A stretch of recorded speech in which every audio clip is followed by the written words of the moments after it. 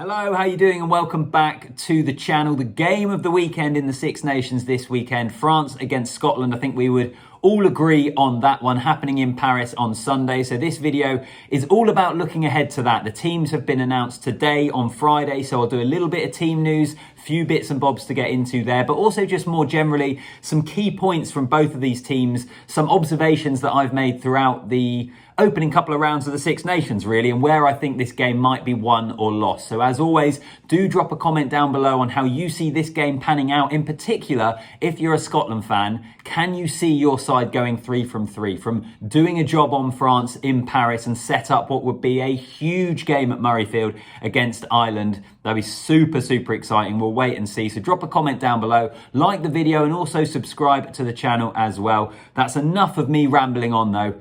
Let's get into it. So I'm going to start with the home team, as I tend to do on the channel. Start with France and their team news. I'll then get on to Scotland, and then I'll go through some of those key points as well. But it's just the one change for France from their defeat to Ireland. Mohamed Hawass replaces Weenie Antonio. Antonio, of course, got suspended, so Hawass comes into that front row. That's interesting in so much as it's been Sepili Falatea, I think I'm saying it right, who has been on the bench for France throughout the Six Nations. He stays on the bench, so Hawass has almost leapfrogged him in that pecking order to start against Scotland, which is quite interesting, I think.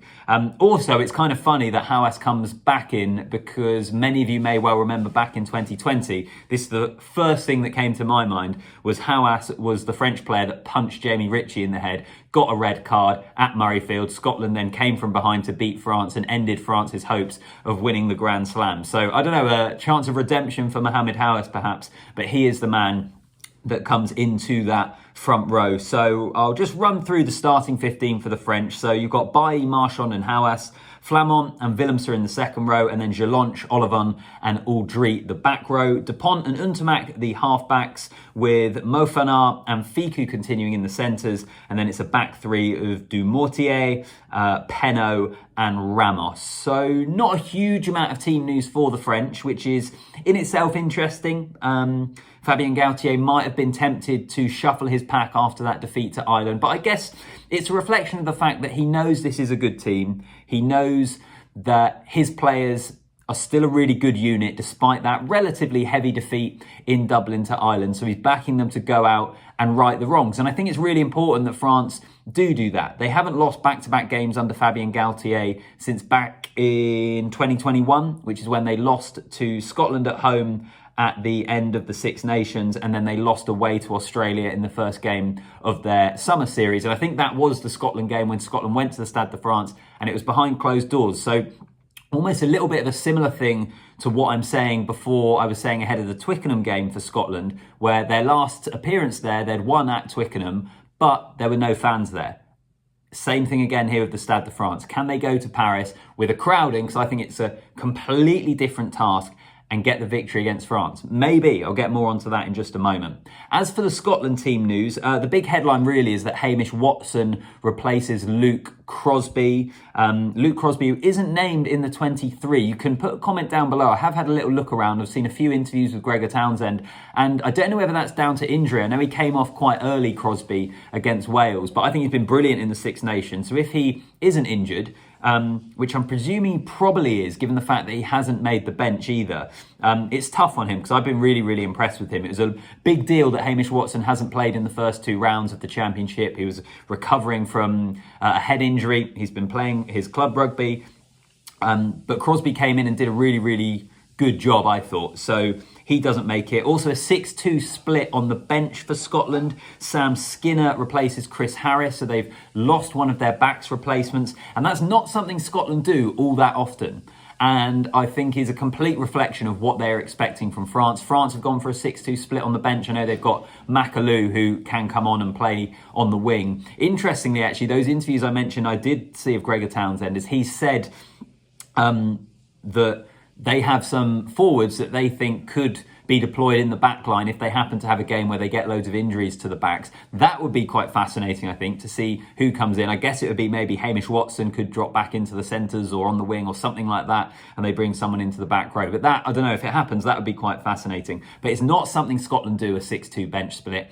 They have done it, and it I think is just a complete reflection of the power that France bring, matching up with them and also being able to bring on 6 forward replacements and trying to do their best to match them physically, which is something I will come on to in just a second. I'll run through the starting 15 for Scotland as well as I did for France. So it's Schoeman, Turner and Xander Fagerson in the front row, Richie Gray and Grant Gilchrist second row, Richie, Watson and Matt Fagerson the back row, and then it's Ben White and Russell the halfbacks, with Tuipulotu and Jones in the centres, Van der Merwe, Steyn and Stuart Hogg at fullbacks. Stuart Hogg has come through. I think there were some doubts about him injury-wise. I saw also quite a lot of chat amongst Scotland fans that Blair Kinghorn would be the player they'd like to see almost come in for Stuart Hogg. They think his form's maybe better at the moment. But I think in terms of the challenge of this game, having won your first 2, which is uncharted territory in the Six Nations for Scotland already, going away to France, trying to go 3 from 3, I think you're better off maybe with the experience of Stuart Hogg at this moment in time. But as I say, you can let me know in the comments if you disagree on that.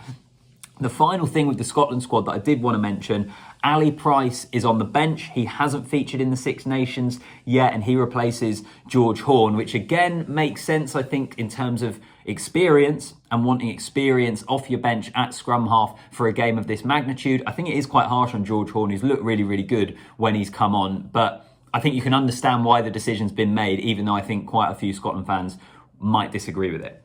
So those are the kind of 2 teams, and this is how we are set up, with France having come off defeat to Ireland, but we still know how good they are, and Scotland having beaten Wales, having beaten England, and now they face a real step up, much better quality of opposition in France. So the key points that I've jotted down here in terms of areas that I think have been interesting in the opening 2 rounds of the Six Nations and what will be key for this game is Scotland need to continue to be ruthless in attack. It was something we saw in the opening round against England at Twickenham. When they got their opportunities, they were able to take them. And it was a similar thing again against Wales. I think they've been excellent in terms of their red zone efficiency. Coming up against a quality side like France, that's something they have to continue.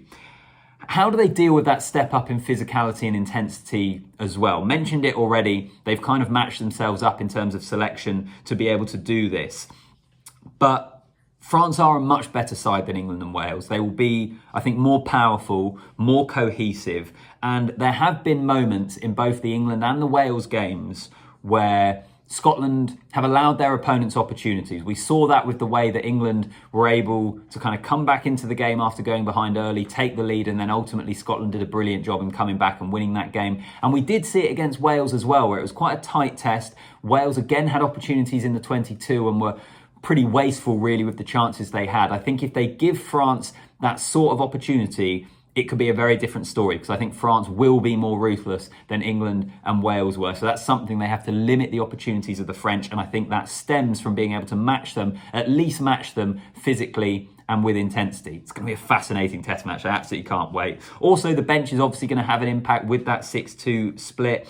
And then I wrote down in terms of game management here. Originally, I said the game management between Russell and Untermack, but actually thinking about it, it's more about who can do a better job of managing the game between Russell and Dupont, because Dupont really is the guy that makes France tick. Untermack, I don't think his form has been that great for France. If we want to go all the way back to last autumn as well in November, there were a lot of talk within France whether Jalabert should be the man starting and Untermack on the bench. As it is, it's still Jalabert as that impact player, but he comes off the bench at fly half and often looks in better form to Untermack. So I think it's between Russell and Dupont of who can pull the strings. And I know a lot of other things comes into it. It's linked to who wins that physicality battle and getting front foot ball. But who dictates the tempo of the game, I think, is going to be absolutely key. And a fascinating duel between 2 of the game's best players in terms of Antoine Dupont and Finn Russell. The final point I wanted to make here is actually someone that's not there, and that's Jonathan Danty for France. For me, he was one of those guys that last year, at the end of the year, World Rugby Awards and getting recognition, that probably his name didn't get mentioned as much as it should have done, because he was brilliant for France last year in an unbeaten year at inside centre. They've massively missed him, I think, in terms of getting over the gain line. They've also missed him in defence. He's one of the best players in that French team at getting over the ball and winning penalties at the breakdown. So I think they have missed him. And I wonder, looking at Tuipulotu and Jones, which is a centre pairing I really like, whether Scotland could have an edge there. Could they win that battle? There's going to be so many battles. It's going to be a brilliant, brilliant test match. In the YouTube short I did earlier this week, I had France as winning. But even sat here now, I think Scotland have every possibility here. I think Scotland fans should be confident, and I do think it's going to be a really, really great game. I've given it to France just because maybe being at home, needing to respond. I think they're under pressure in a World Cup year where they're going to be on home soil. They don't want to lose at home. They don't want to give teams belief that they can come into their backyard and do a job on them. So that's probably why I've gone for France. But as I say, I really like what Scotland are doing. I think they could well win. The question is going to be, can they make that step up? Let me know what you think in the comments down below. Like the video, subscribe to the channel, and as always, I'll see you in the next one.